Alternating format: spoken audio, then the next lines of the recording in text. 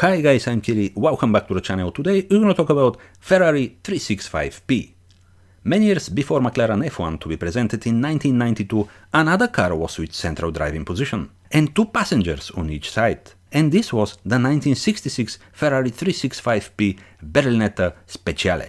But they built only two of these cars, so it's a concept sports car designed by Pininfarina. P stands for prototype, 365 is the capacity of single-cylinder, Berlinetta is a coupe version, and Speciale is a special. And the car was really special. 26 years before McLaren F1, Ferrari did the configuration rear mid V12 engine, rear-wheel drive, 3 seats with central driving position. Enzo Ferrari was not interested in this car with this conception to get into a production. We know how conservative he was, especially with the technical improvements of his cars. But two guys were interested to have this very special car. The American Ferrari importer Luigi Chinetti and the boss of Fiat Gianni Agnelli. Luigi Chinetti was a racing driver who won the 1949 Le Mans race with Ferrari, and this was the first Ferrari Le Mans title, and Enzo Ferrari was very proud of him. The price when new was over 21,000 American dollars, so more expensive than Lamborghini Miura. Luigi Chinetti, as a typical car dealer, very quickly sold his car, chassis number 8971, for good profit and bought back 2 times. Some 9 years ago, in 2014, went for sale at auction, and the high bid was 23.5 million American dollars, but the reserve was not met. Imagine how much costs this car today. But in 2017, the family sold to the Mexican businessman for unknown price. The other car, chassis number 8815, was used a lot when new from the original owner Gianni Agnelli, and he was very excited from the central driving position. These cars were presented all around the world, in every big motor show, to show to the people what Ferrari is capable of. Pininfarina did amazing, very beautiful design. We have some similarities with the 1965 road-going Ferrari Dino 206 GT, but was a racing chassis with the biggest 4.4-liter Colombo V12 engine, and producing phenomenal for the time 380 horsepower. The engine itself was a racing type from the Ferrari 365P2, a race car. The chassis as well, as we mentioned, was from a race car, just the wheelbase was 200 mm longer in the Tre Posti Ferrari 365P. Also, the car is known as a Tre Posti from the original Italian language meaning 3-seater. Was absolutely unique car for the 1960s and causes massive attention everywhere the car stopped. The body panels were entirely made from aluminium, of course like the racing cars, and the weight was just over 1 ton, or to be more precise 1020 kilograms. Imagine how lightweight car was. And how easy to drive with the perfect balance, 4 disc brakes, 380 horsepower behind your back, the racing chassis as well with the suspension, just pleasure to sit in the middle. Exactly like in a race car. At the moment, nothing was like the Ferrari 365P. The experience you get from this car is memory for all your life. Because simply, every one of us been driven many cars, but all of them left or right hand drive. And when someone asks you, tell me the cars you've been driven, you start to try to remember the cars. But this car, the central driving position 365P, always is going to pop up in your mind. And of course, you're going to remember the experience forever. It was pretty cool car to drive with the steering wheel in the middle, fun to drive, and of course, caused massive attention everywhere the car go. It was like nothing else, or maybe like a spaceship. Leonardo Fioravanti was the developing engineer for this car, and maybe the fact that he was involved with the Tre Posti Ferrari is enough, because he created many great Ferrari models, from Daytona, Berlinetta Boxer, 308 GTB, to Testarossa 288 GTO, Ferrari F40, etc. etc.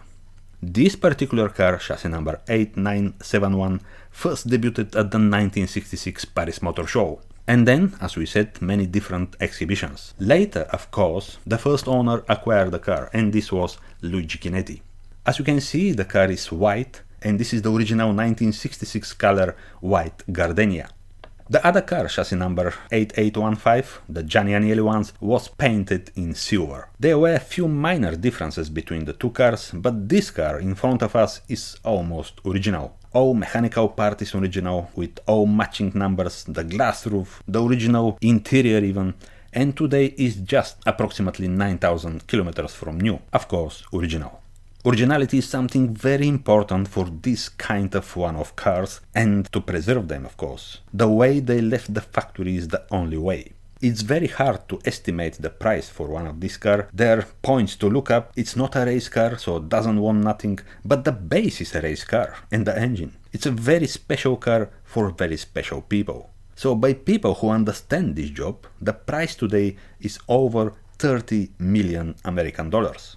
It's an iconic Ferrari, and it's a shame the last years the car was in massive shadow. No one was talking about, was just one forgotten great car. But today, or actually the last few years, the car came into the focus of the big car enthusiasts. The idea of Pininfarina was to create the ultimate car for the time. The car that can deliver everything the driver wants. But in the same year, 1966, was presented another great car, the rival Lamborghini Miura, which was huge success with 792 were made. But we cannot compare the two cars, because the aim for Ferrari was different. This car was more like a prototype, actually from where the letter P stands, 365P. So really the idea of Ferrari and Pininfarina was to show to the world what they can do, how far they can go. And it was an amazing car, not only beautiful, but ultimate in every aspect. The designer's house Pininfarina has produced some of the best looking and best driven sports cars in history. By some sources, the 1966 Ferrari 365P Tre Posti was initially intended as a sports car to be homologated for 24 hours of Le Mans series. But on the end, they changed the mind. The design was very close to the race car Ferrari Dino concept, but later we can see many of the elements in the road-going entry-level V6 Ferrari 206 or 246 Dino. The front sight, the rear end, the roofline with the rear specifically curved glass, the side design as well with the air intakes to feed the engine, and actually 1966 Ferrari 206 Dino was the first road Ferrari with rear mid-engine. Just was shorter than the 365P because it's with transversely V6, and here in the car in front of us, the Ferrari 365P is longitudinally mounted, is of course V12 4.4 liter or 365cc per cylinder, and producing 380 horsepower, and equipped with 5-speed manual gearbox. Fuel was fed by 3 Weber 40 carburetors, and all this was enough to give a speed of 245 km per hour or 152 miles per hour. The wheelbase is exactly 2.6 meter and the length of the car is 4.4 meter. The 4-wheel disc brakes were servo-assisted, front and rear unequal length wishbones, coil springs, telescopic shock absorbers, anti-roll bars. As you can see, even the car is a pillarless. There is no actual B-pillar, but inside is a chrome-finished roll bar. So you can guess by this as well, the chassis is from a race car, and of course the race intention of this car.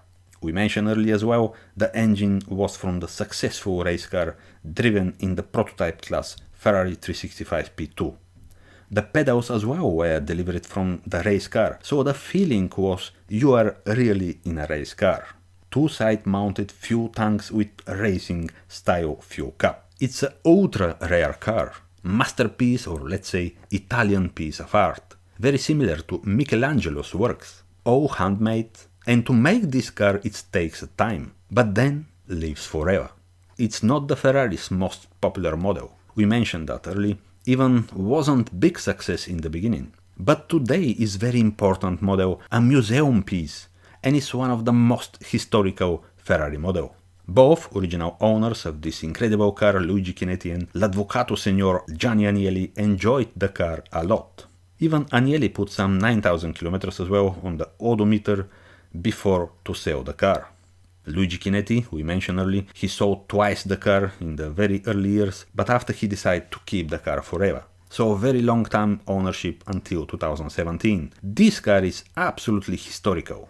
The Agnelli car was restored some 2-3 years ago in Italy, in the best restoration shops in the world, with consultation not from someone else, but from the one who engineered the car, Leonardo Fioravanti. By the way, the engine sitting very low in the chassis, which gives stability in any speed, and you have proper rear view through the nicely made rear glass.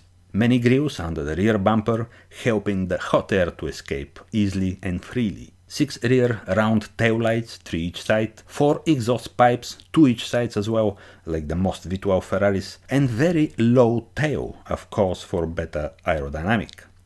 As we mentioned, Enzo Ferrari was very conservative, and for him was very difficult to make a road car with mid-rear engine. He was saying that very often the horse pulls the car, not the other way around. He was thinking the mid-engine is only for race cars, especially about big V12 engines. But after this road car, and then the very famous 206, 246 GT, GTS Dino, the mid-engine Ferraris became the most popular. Even he went to mid-rear 12-cylinder car, the 365 Berlinetta Boxer, later transformed to 512.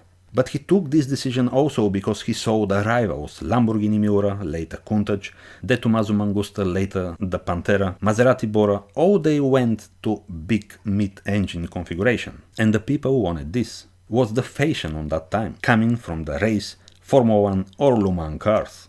Everyone wanted to have a road mid-engine car with the imagination of the race car.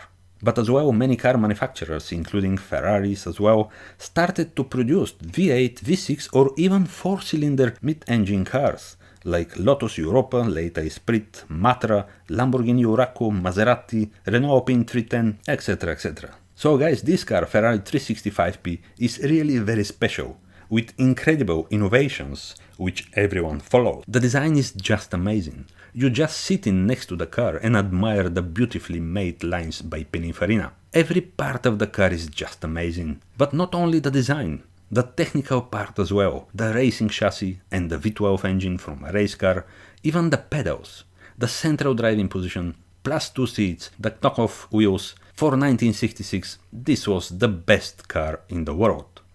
So guys, I hope you liked the video about this 1966 Ferrari 365P Berlinetta Speciale. If you like, please subscribe my channel and see you next time guys. Bye!